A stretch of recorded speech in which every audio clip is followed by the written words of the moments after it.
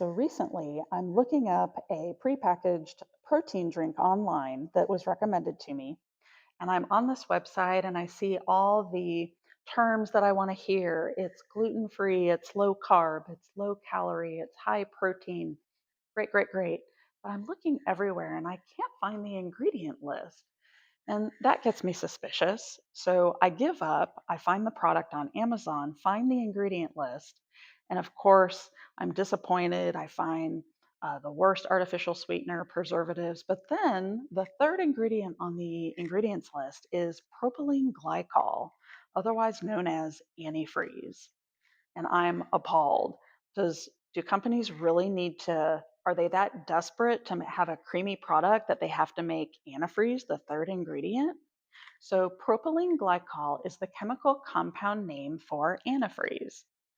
It's it's used as antifreeze, but also a de-icer, a solvent. It's used to make polyester, but I don't want this in my food. Even though the FDA generally regards it as safe, no thanks.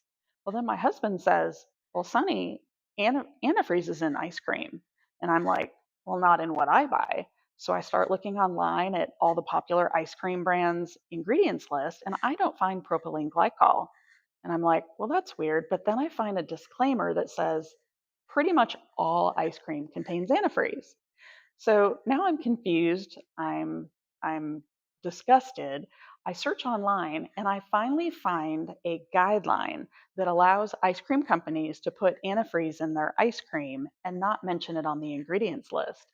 And it's a regulation called incidental food additive labeling. And the way I interpret it is that if most all manufacturers use an additive in their product, they don't have to list it on the ingredient list.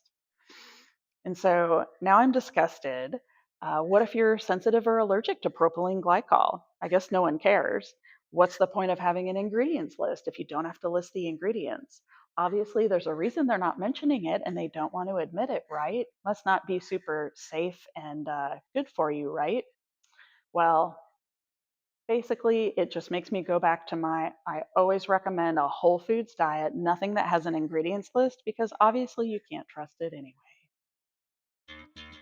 Research shows that clicking the thumbs up and subscribe button will make fingers healthy and strong, and besides, it's free.